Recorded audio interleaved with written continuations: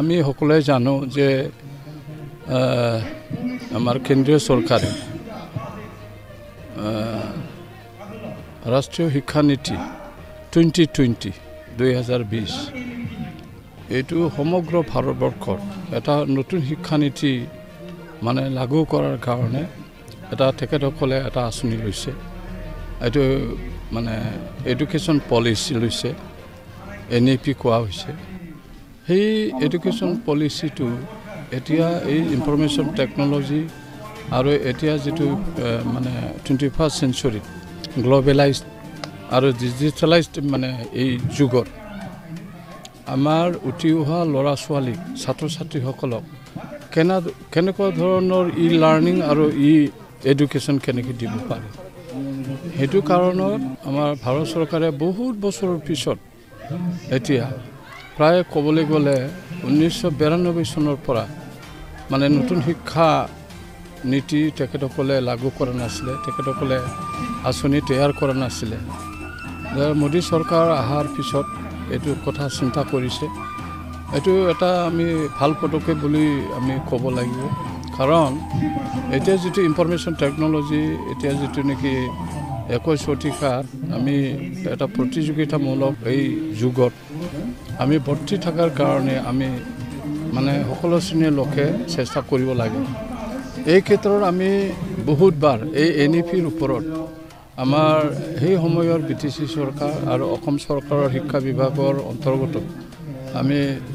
মানে এনেকুৱা আলোচনা চক্ৰ আমি আয়োজন কৰিছিলোঁ। সেই আলোচনা চক্ৰত আমি ভাগ লৈছিলোঁ আৰু অসমত ৰাষ্ট্ৰীয় শিক্ষা নীতিটো অতি সোনকালে তেখেতসকলে যিমান পাৰে এইটো স্কুলসমূহত আৰু ছাত্ৰ ছাত্ৰীৰ মাজত অনাৰ কাৰণে চেষ্টা কৰিছে। আৰু সেই সময়ৰ পৰাই আমি গম পাইছোঁ যে 40জনীয়া এটা মানে স্ক্ৰিনিং কমিটি গঠন কৰি দিছে আৰু এই 40জনীয়া স্ক্ৰিনিং কমিটি শৈক্ষিক বিষয়াকে আদি কৰি একাডেমিচিয়ান, ছ'চিয়েল ৱৰ্কাৰ্ছ আৰু চিন্তাবিদ, প্ৰিন্সিপাল এখেতসকলক লৈ পেলাই স্ক্ৰিনিং কমিটি গঠন কৰিছে। আৰু এই স্ক্ৰিনিং কমিটিয়ে এতিয়া অসম চৰকাৰক কেনেকৈ এই ৰাষ্ট্ৰীয় শিক্ষা নীতিটো কেনেকৈ মানে ব্যৱহাৰ কৰিব পৰা যায়, কেনেকৈ মানে ছাত্ৰ ছাত্ৰীসকলৰ মানে বেনিফিটৰ কাৰণে বিকাশৰ কাৰণে কেনেকৈ মানে কৰা যায়, এইটো তেখেতসকলে প্ৰায় সময়ে সময়ে তেখেতসকলে মানে এনেকুৱা ধৰণৰ আলোচনা চক্ৰ তেখেতসকলে আয়োজন কৰিছে। আমি বড়ো সাহিত্য সভাই 2019 পৰাই আমি এটা চিন্তা কৰিছিলোঁ যে ভাৰতবৰ্ষত এটা মানে খচৰা এটা ৰাষ্ট্ৰীয় শিক্ষা নীতি হৈ আছে, গতিকে তাৰ লগতে আমি বড়ো মানে বড়ো মাধ্যমৰ সমস্যাবিলাক কেনেকৈ সমাধান কৰিব পাৰি এইটো চিন্তা চৰ্চা কৰি আমি BTC অন্তৰ্গত যিমান মানে 4খন জিলাৰ আমি শিক্ষকসকলৰ সজাগতা এই টিচাৰ এৱাৰনেছ প্ৰগ্ৰামটো লৈছোঁ ইতিমধ্যে। আৰু আমাৰ এতিয়া Bodo Kachari welfare autonomous council অহাৰ লগে লগে আমাৰ এটা সুবিধা হ'ল, আমি তেখেতসকলৰ লগত মানে সহযোগিতা কৰি পেলাই আমি অসম চৰকাৰৰ মানে শিক্ষা বিভাগক অন্ততঃ Bodo and other tribal directorate আমাৰ সঞ্চালক আছে, তেখেতসকলৰ লগত আলোচনা কৰি আমি নতুন শিক্ষা নীতিটো কেনেকৈ ৰাষ্ট্ৰীয় শিক্ষা নীতিটো কেনেকৈ আমি সমাজত কেনেকৈ মানে কৰিব পাৰি, এৱাৰনেছ কেনেকৈ সজাগতাটো কেনেকৈ আনিব পাৰি, সেই উদ্দেশ্য লৈ পেলাই আমি আমাৰ বড়ো কছাৰী ৱেলফেয়াৰ অট'নমাছ কাউন্সিলৰ অন্তৰ্গত প্ৰায় গোৱালপাৰাৰ পৰা এতিয়ালৈকে গোলাঘাটলৈকে আমি 1 তাৰিখে যোৱা এই মাহৰ 1 তাৰিখে আমি উদ্বোধন কৰিছিলোঁ। আৰু আমি আজি ইয়াতে ধনশিৰি মহকুমাৰ অন্তৰ্গত জয়ন্তীপুৰ এই ৰংগমঞ্চত আমি লাষ্ট আমি লৈছোঁ। তাৰপিছতে আমি আৰু জোনাই, ধেমাজি, গোগামুখ, তাৰপিছত গহপুৰ আৰু তাৰপিছত মানে শোণিতপুৰ জিলাত আমি লোৱাৰ এটা প্লেনিং লৈছোঁ। সময় সাপেক্ষে আমি ল'ম, কাৰণ এতিয়া প্ৰায় ক'ভিডৰ এটাও মানে আছে প্ৰট'কল আছে। এই ক'ভিড প্ৰট'কলটো মানি পেলাই আমি এতিয়া প্ৰায় 5খন আমি শেষ কৰিলোঁ। ইয়াৰ দ্বাৰা আমি ক'ব বিচাৰিছোঁ যে এই ৰাষ্ট্ৰীয় শিক্ষা নীতিৰ দ্বাৰা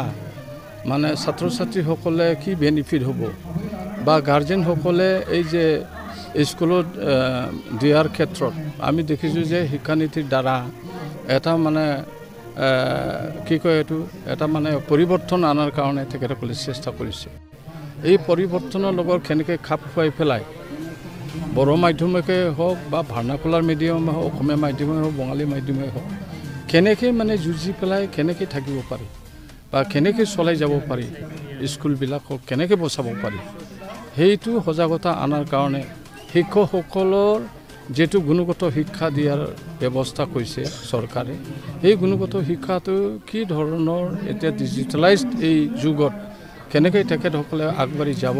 এইখিনি সজাগতাটো আমি কৰিছোঁ আৰু লগতে যেটো পিউপিলছ টিচাৰ্ছ ৰেচিঅ' কৰিছে 1:30 আৰু স্কুল মাৰ্জাৰ হৈছে আৰু এমালগামেশ্যন হৈছে এই স্কুলবিলাক কেনেকৈ বচাব পাৰি মাৰ্জাৰটো ধৰি লওক আপোনাৰ স্কুলবিলাকত মানে এনৰলমেণ্ট কমি গৈছে মানে মাধ্যমৰ স্কুলবিলাক মানে চৰকাৰী স্কুলবিলাকত মানে এই এনৰলমেণ্ট কমি গৈছে ছাত্ৰ ছাত্ৰীৰ সংখ্যাটো কমি গৈছে এই সংখ্যাটো NAPৰ যেটো গাইডলাইন আছে সেই NAPৰ গাইডলাইনৰ এতিয়া হ'ব কি আগতে 6 বছৰত ল'ৰা ছোৱালী মানে চৰকাৰী স্কুলবিলাকৰ ল'ৰা ছোৱালী দিছিলে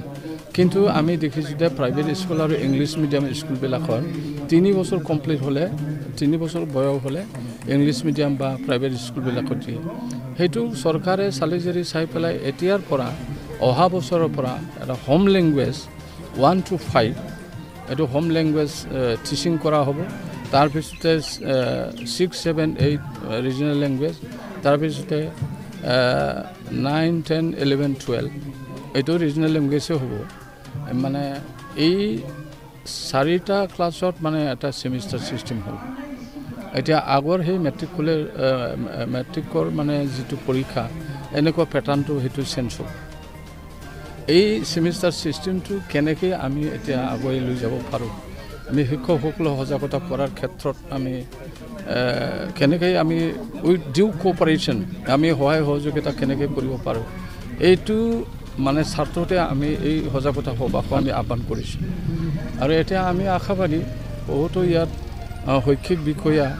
মহকুমা শিক্ষিক বিষয়া BO DO IS তেখেতসকলে সহযোগ কৰিছে আৰু আমি ধন্যবাদ দিব লাগিব আৰু যেহেতু অসম চৰকাৰৰ বড়ো এণ্ড আদাৰ ট্ৰাইবেলৰ যেটো নেকি ডাইৰেক্টৰেটৰ নিৰ্দেশনা আছে অসম চৰকাৰৰ শিক্ষা বিষয়া মানে শিক্ষা বিভাগৰ নিৰ্দেশনা আছে সেই হিচাপে তেখেতসকলে ইয়াত সভাত মানে উপস্থিত থাকি তেখেতসকলৰ মানে যেটো কৰণীয় সেইখিনি তেখেতসকলে কৈছে আমি ভাল পাইছোঁ আদৰণি জনাইছোঁ আৰু ইয়াতে বহুতো শিক্ষক আৰু অভিভাৱক ইয়াতে উপস্থিত হৈছে গতিকে আমি ভৱিষ্যতে এনেকুৱা ধৰণৰ আৰু সজাগতা মানে আমি